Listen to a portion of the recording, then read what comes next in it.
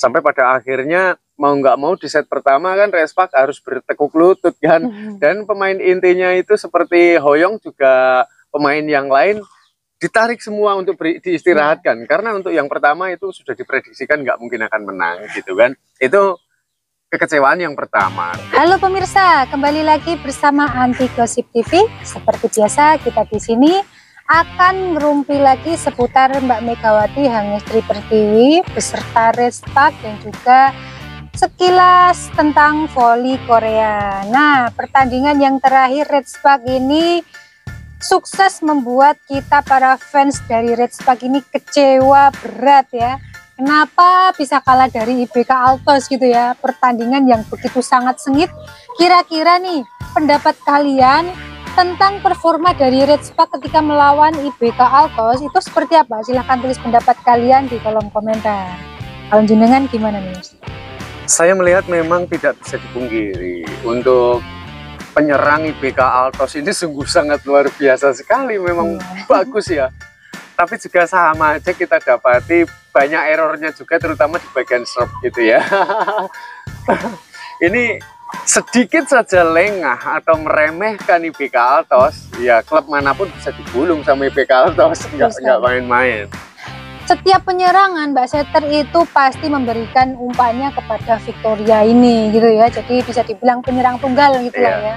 Ya itu wajar sekali, siapapun kalau sering diberikan bola, kalau dia memang seorang penyerang, offside hitter, pasti akan mendapatkan poin yang banyak karena kan banyak kesempatan gitu. Iya, kira-kira seberapa kecewakah kalian terhadap pertandingan Respak versus IBK Altos? Kira-kira nih, kenapa Lee Soyung hanya dimainkan sebentar? Silahkan tulis pendapat kalian di kolom komentar. Menurut jenengan gimana nih? Untuk kekecewaan, jelas saya di set pertama itu tampak Mega dapat bola itu bisa terhitung ya. Walaupun di awal dia sempat mengalami error, tapi setelah itu jarang sekali diberikan kesempatan untuk menyerang. Sampai pada akhirnya mau nggak mau di set pertama kan Respak harus bertekuk lutut kan. Dan pemain intinya itu seperti Hoyong juga pemain yang lain ditarik semua untuk diistirahatkan. Karena untuk yang pertama itu sudah diprediksikan nggak mungkin akan menang gitu kan. Itu kekecewaan yang pertama. Terus yang kedua yang jelas dari tingkat error ya. Errornya ini mungkin kalau diminimalisir gitu, karena ini kan juga menang secara dramatis ya. Saya pikir harusnya Respak bisa menang kalau lebih bisa meminimalisir dari tingkat errornya serve umpamanya itu. Iya, karena banyak sekali ya error dari serve-nya, kemudian untuk spike-nya juga sering out gitu. Iya. Untuk blockingnya pun juga sama ya. Nah, kalau Lee Soyung ini jarang dimainkan, itu pendapat saya sih di privat ya, di privat. Karena berkaitan dengan sakitnya tempo hari dia yang ada masalah cedera dari tulang itu, saya pikir tidak secepat itu. Untuk kesembuhan itu bisa tahunan lah gitu. Jadi kalau dalam jenjang waktu bulan untuk tulang ini saya pikir enggak lah, maksudnya sulit gitu. Jadi yang mendominasi faktor Lee Soyung ini jarang dimainkan itu pendapat saya ya karena dari cedera yang dia rasakan gitu. Jadi ya mungkin ya mau nggak mau IBK Altos ini harus bersabar jika ingin menyaksikan pertandingan dari Lee Soyung ini. Mungkin kemarin kan sudah dicoba ya, sebelum ini sering main gitu, tapi setelah ini kan untuk beberapa kali pertandingan bahkan melawan Respak yang tadinya sebagian orang berasumsi bahwa Lee Soyung ini dipersiapkan untuk melawan Respak, itu ternyata enggak juga kan. Yang bikin ketar-ketir lagi nih, IBK Altos tanpa Lee Soyung aja bisa menang gitu ya. Tapi secara globalitas memang untuk IBK Altos bagus untuk ya? Middle blockernya juga keren, setternya juga oke.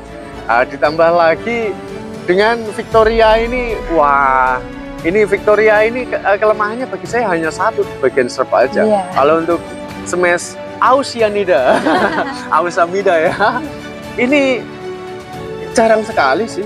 Tidak sesering seperti Vanja Bukilik juga Mega. Betul sekali. Ya bisa dibilang akurat sekali gitu ya. Nah, untuk pertandingan Respak selanjutnya ini pada tanggal 3 November 2024 Respak melawan Haipas. Wah, Kira-kira bakal menang apa kalah lagi nih Red Spark? Silahkan tulis pendapat kalian di kolom komentar. Kalau menurut jenengan gimana Mas? Ya Red Spark harusnya menang di atas angin. Harusnya ya. Kalau lawan Haipas masa iya kalah mah jadi bahan ketawaan. Udah kemarin kalah lawan IBK Altos ini aja banyak yang tertawa pasti ya. Apalagi masalahnya ini kemarin itu sempat susul-susulan gitu kan. Hampir saja bisa memenangkan, kok tiba-tiba bisa digulung habis ya di detik-detik terakhir gitu. Betul sekali. Yang kita sebenarnya udah shock ya, karena Red Spark hampir kalah lawan iPaper. Ya ini dibikin shock lagi karena kalah dari BK Altos. Yang lebih shocknya lagi itu karena kemarin ini Red Spark sempat menduduki kemenangan. Jadi kenapa bisa kemenangan yang berikutnya itu langsung diambil alih oleh BK Altos gitu loh.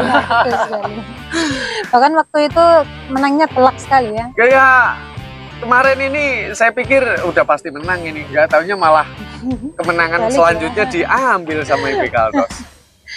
Kira-kira nanti skornya berapa ya untuk Red Spark versus Haipas ini? Silahkan tulis pendapat kalian di kolom komentar. Prediksi jenengan berapa nih? Saya 3-1. 3-1 ya? Nggak berani 3-0? Nggak berani saya. Karena Red Spark ini memang bagus secara dari sisi penyerangan. Setternya pun bagus. Tapi kalau pas bertemu dengan errornya, jadi saya kalau memprediksi Red Spark itu tiap kali pertandingan itu 3-0 itu hampir tidak berani.